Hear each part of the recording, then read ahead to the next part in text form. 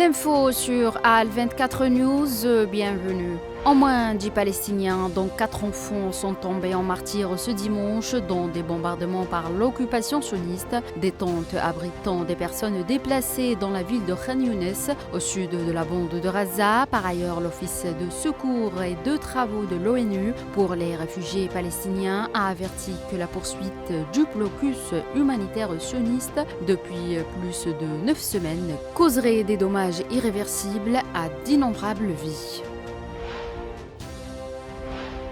Le secrétaire général de l'ONU, Antonio Guterres, a salué l'accord de cessez-le-feu entre l'Inde et le Pakistan comme un pas positif vers la fin des hostilités actuelles et l'apaisement des tensions, a indiqué le porte-parole du chef de l'ONU, Stéphane Dujarric, dans un communiqué.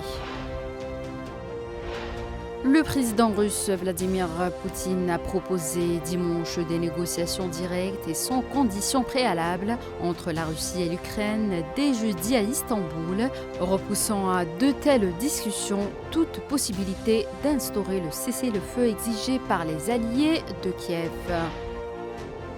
Le président américain Donald Trump a salué les négociations directes et sans conditions préalables proposées par Vladimir Poutine, potentiellement un grand jour pour la Russie et l'Ukraine, a écrit le président américain sur son compte Truth Social.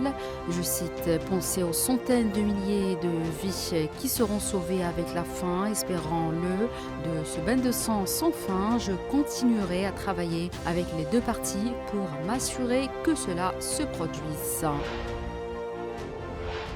L'Iran et les États-Unis ont entamé ce dimanche à Mascate leur 4e cycle de pourparlers sur le programme nucléaire iranien, a rapporté l'agence de presse ISNA. Les pourparlers sont présidés par le ministre iranien des Affaires étrangères Abbas Araghchi.